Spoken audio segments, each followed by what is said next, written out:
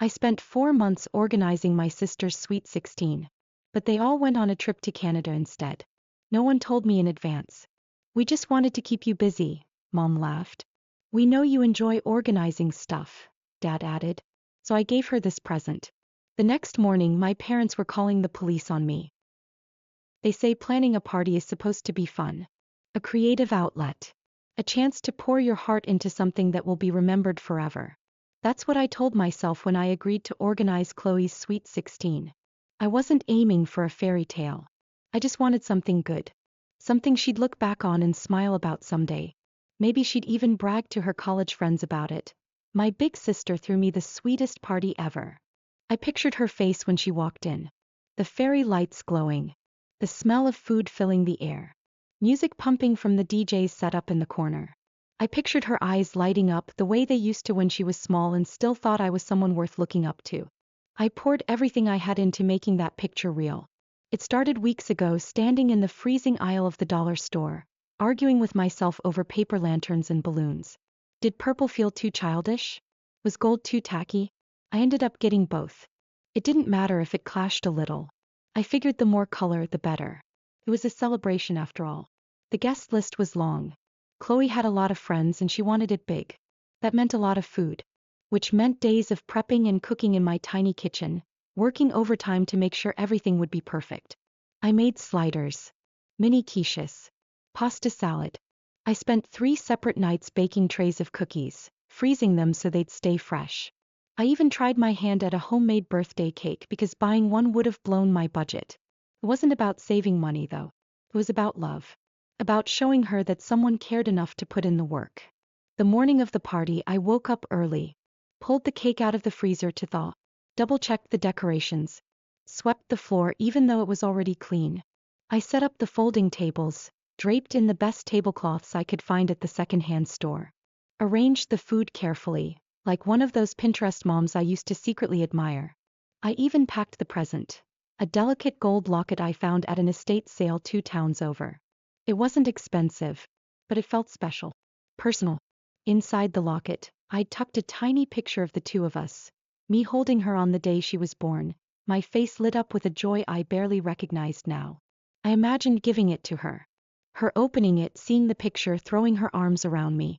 Maybe crying. Maybe just smiling so wide that it hurt. Maybe, for once, feeling what I had been trying to show her for 16 years. By 5:30, everything was ready. The lights were on, the music queued up, the food laid out like a feast. I slipped into my best dress. Nothing fancy, navy blue, a little worn, but Greg always said it brought out my eyes. But I shoved the thought of him aside.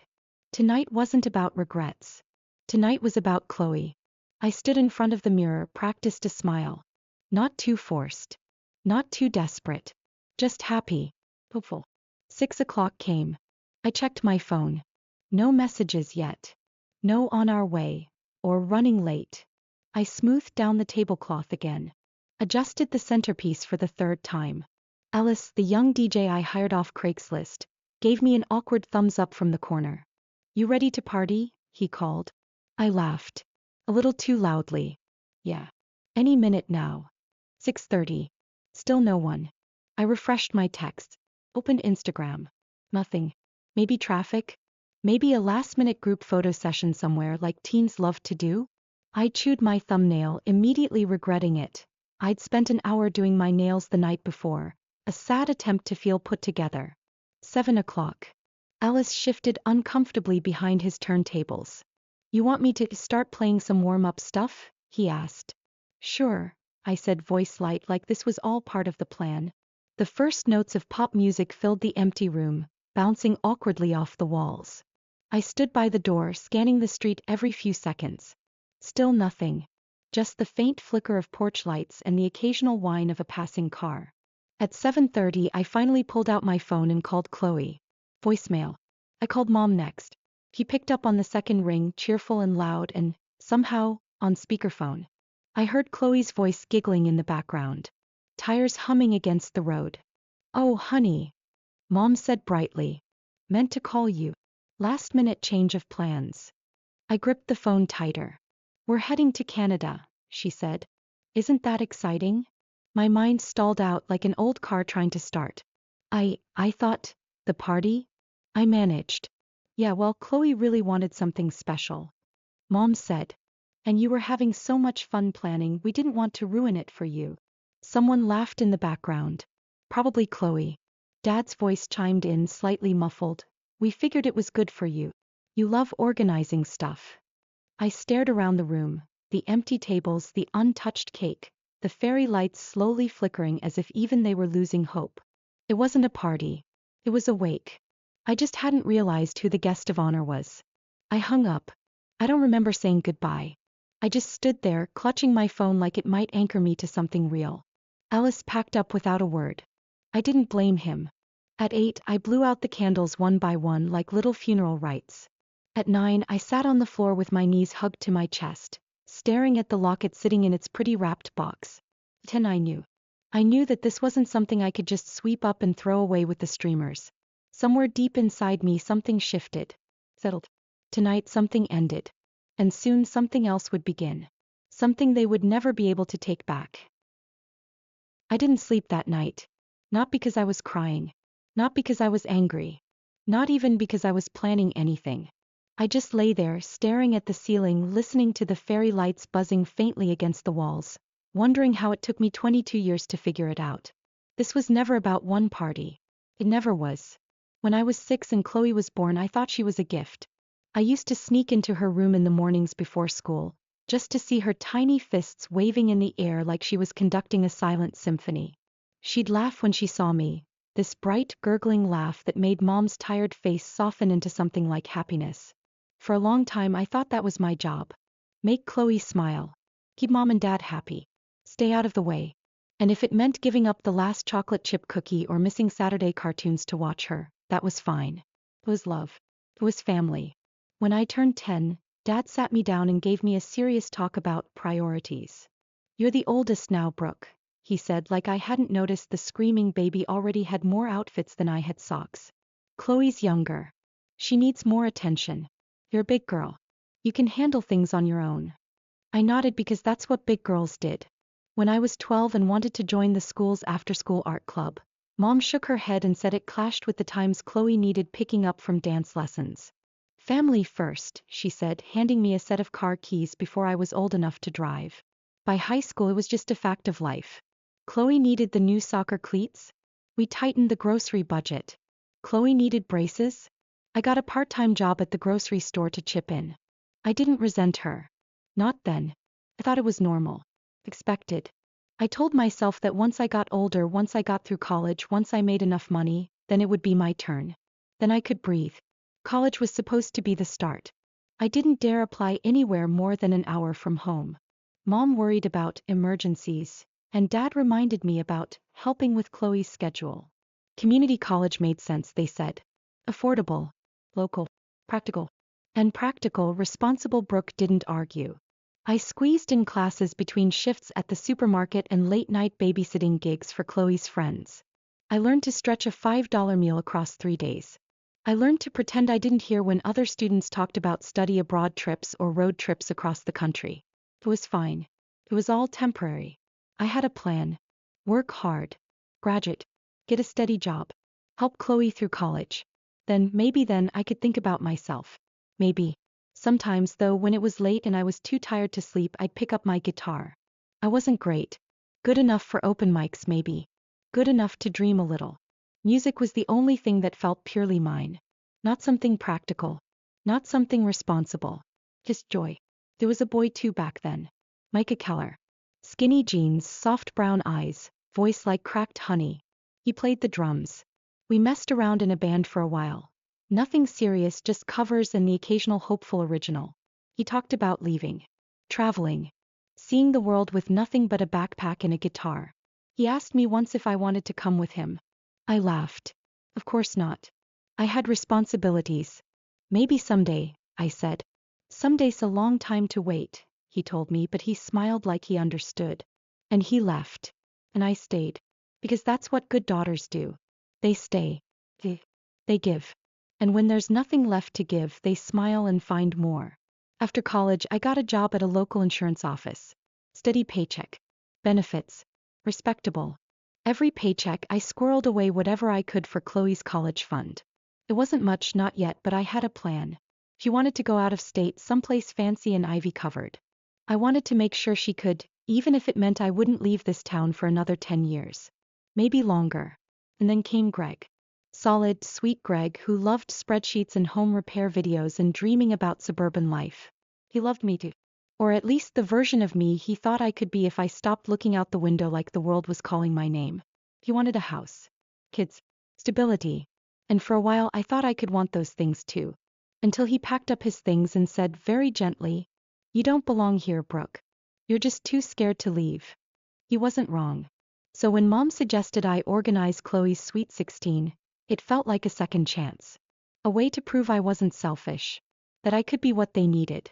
That maybe I wasn't the failure Greg saw when he looked at me. I said yes before she even finished asking. I told myself that seeing Chloe's face light up would be enough. That it would fill the hollow space Greg left behind. That if I just worked hard enough, loved hard enough, sacrificed hard enough, someone would finally see me. But standing in that empty apartment with cold candles and melting frosting and the gold locket still sitting unopened, I realized something for the first time. They weren't going to see me. Not ever. Because I wasn't a person to them. I was a function. A service. A warm body to cook, clean, plan, pay, smile, and keep everything moving. And the second I stopped being useful, I stopped existing. I stayed awake all night, feeling the truth settle into my bones. Feeling the anger simmer low and steady under my skin. I wasn't sure what I was going to do yet. But I knew this much. Things were about to change. The morning after the party that wasn't, the apartment still smelled like frosting and disappointment. I stood in the middle of the living room, arms crossed, staring at the leftover decorations. The fairy lights blinked lazily, one already burnt out. The cake sagged under its own weight, the frosting sliding off in slow defeat. It should have hurt more. Maybe a few years ago it would have. Now it just felt hollow. Like I'd finally run out of reasons to pretend. I started moving fast after that. Not out of panic. Out of clarity. First, I canceled my rental agreement. Luckily, my landlord was a bitter old man who didn't care about notice periods as long as he got a little extra cash to grease the wheels. I slid the cash across his grimy desk without blinking. Next, I walked into the office where I'd spent the last year filing other people's dreams into color-coded folders and submitted my resignation. 2 weeks' notice? Not this time. My manager's eyes widened like a cartoon character when he read the letter. He sputtered something about future opportunities and burning bridges. But I was already gone before he could finish. I wasn't burning bridges. I was lighting my own damn road. By noon I was home, a one-way ticket to France sitting in my inbox, gleaming like a dare. I stared at it for a long time. The little blinking cursor next to the confirmation number felt like a heartbeat. In 2 weeks I'd be gone. Not just from this apartment. Not just from this town. From all of it. The last thing to do was leave Chloe's birthday present. It sat there on the table, still neatly wrapped, still waiting like it thought maybe there was a world where this ended differently. I picked it up, weighed it in my hand. It felt heavier than it should have. Maybe because it wasn't just a necklace anymore. It was everything I had left to say. I drove out to my parents' house in the old Corolla Greg had left me after the breakup. It still smelled faintly like stale coffee and regret. The streets were quiet. Gray. A few soggy leaves clinging stubbornly to the sidewalks. I figured that the last time I drove this road would feel like a funeral march. I let myself into the house with the spare key tucked behind the porch light. The same one they'd never bothered to change because they didn't think I'd ever leave. Inside, everything was just as I remembered. Same sagging couch. Same faded photos on the walls. Chloe at every stage of life, me only in the background like a misplaced extra. I walked up the creaky stairs to Chloe's room. It was bigger than my entire apartment. String lights, Polaroids pinned artfully to the walls, designer clothes draped casually over chairs. I set the present down on her desk. Taped to the top was a letter, neatly folded and handwritten in the best penmanship I could manage after 4 hours of sleep. I didn't say much. Just the important parts. This was her last gift from me. I was leaving. I wasn't paying for her college. I wished her well. Goodbye. No dramatics. No explanations. Just the truth. I stood there for a moment after, fingers trailing the edge of her desk. Not sad. Not angry. Just finished. Then I left. Locked the door behind me. Dropped the key through the mail slot. Walked away without looking back. I barely made it home before the calls started. First Mom. Then Dad. Then Chloe. The texts came next, piling up so fast my phone buzzed itself off the kitchen counter. Call me now. What is wrong with you? Fix this. You're overreacting. I didn't answer. I didn't even read most of them. I just sat at the table sipping coffee gone cold, staring at the ticket on my screen like it was a map to another life. Around 5 p.m. someone pounded on my door. I didn't have to look through the peephole to know who it was. I opened it. Mom stood there, wild-eyed, clutching her phone like it could shield her. Dad loomed behind her, arms crossed so tight it looked painful. Chloe was half hiding behind them, mascara smudged, looking more pissed than sad. You can't be serious, Mom said, voice shrill. I leaned against the doorframe, arms crossed. I'm serious. You quit your job? Dad demanded. I nodded. Yep. Got the resignation receipt right here if you want a souvenir. And you bought a plane ticket? Mom's voice cracked. I smiled, a small, sharp thing. One way. France. For a moment there was silence. Just the three of them staring at me like I'd sprouted horns. Then Chloe stepped forward. You're ruining everything, she snapped. I looked at her, really looked at her, and for the first time in my life I didn't feel guilt. Or duty. Or love twisted up in obligation. I just felt free. You said you had a change of heart, I said quietly. They blinked, confused. About the party, I added. About me. I stepped back, letting the door swing slightly toward closing. Well, I said, so did I. They argued. Of course they did. They shouted. But Dad even pulled out the old Guilt Trip Greatest Hits album. Family first. You owe us. We gave you everything. Mom cried. Chloe threw something about being abandoned. I let them. I didn't raise my voice. Didn't defend myself. I just stood there, quiet and steady as they unraveled. Finally, they realized they weren't getting anywhere. Dad muttered something under his breath about fixing this another way, and they left, slamming the door so hard the fairy lights trembled. I locked the door behind them, turned off my phone, sat down at the kitchen table, breathing in the silence like it was the first clean air I'd had in years. For the first time I thought, maybe I really did go crazy. But if this was madness, it felt a hell of a lot like freedom. I slept that night. Not deeply. Not peacefully. But better than I had in months. But things were far from over. I really didn't expect what was coming next. The police didn't bang on my door like they do in movies. It was a polite knock. Almost apologetic. Still, my stomach dropped so hard I thought I might puke right there on the kitchen tiles. Miss Lark, the taller officer said when I cracked the door open. We'd like to ask you a few questions. About a reported theft. I stared at them. I heard the words. I just couldn't make sense of them. A theft? Me.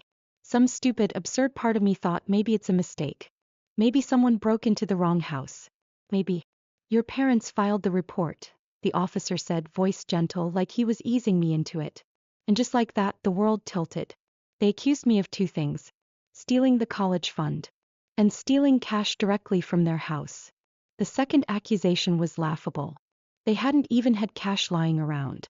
Unless they were planning this and planted some conveniently missing emergency savings story after the fact. But it didn't feel funny. It felt sickening. Because they hadn't just tried to guilt trip me. They hadn't just tried to shame me. They had tried to ruin me. I let the officers inside. Pulled out my folders. My bank records. My pay stubs. Showed them in calm, methodical order how every cent had come from my own salary. How the account had always been in my name. I stayed calm. I didn't cry. I didn't shout. If I had to survive this, I needed to be the adult they never let me be. It wasn't a quick process. The officers made calls, filled out forms. I sat at the kitchen table, the walls closing in tighter every minute, wondering if I'd be handcuffed and dragged through town before my plane even boarded. But in the end, logic won. The money was mine. There was no evidence I'd stolen anything. The case was dropped before it even had the chance to stain my record. The officers apologized, politely but stiffly. Take them. I closed the door behind them. And then I sat down at the table and stared at the cracks in the wood until my vision blurred. An hour later, I was knocking on my parents' front door. Not with hope. Not with fear. With something sharper. Dad answered, looking like he hadn't slept. Good. Can we talk? I asked, voice like ice. He hesitated, then stepped back. Mom was sitting in the living room, clutching a coffee mug so tightly I thought it might shatter. Chloe perched on the stairs, arms crossed, looking equal parts furious and scared. You tried to get me arrested, I said. No pleasantries. No soft landings. Mom flinched. Dad's jaw tightened. We didn't want it to go that far, he said finally. I laughed, a dry, humorless sound. No. What was the plan then? Get me banned from leaving the country? Make me so scared I'd stay? Neither of them answered. I pressed forward. You made up theft charges against your own daughter. You weren't thinking straight, Brooke, Mom said. Her voice wobbled. You were throwing everything away. You quit your job. You gave up your apartment. You were going to run off to another continent with no plan, no future. We had to stop you. For my own good, I said flatly. Dad nodded. We thought, if there was an investigation, you wouldn't be able to travel. You'd have to stay. You'd calm down. You'd thank us later. I stared at them. At the people who raised me. At the people who decided controlling me was love. At the people who thought their fear was worth more than my freedom. I didn't shout. I didn't cry. I just turned around, walked out the door, and closed it behind me. In the car, my hands shook so badly I had to sit for a while before driving. Not from sadness. From rage. From the kind of betrayal you don't come back from. By the next morning, I had a new plan. If they wanted to lie about me, fine. But they didn't get to keep lying in the dark. I started simple.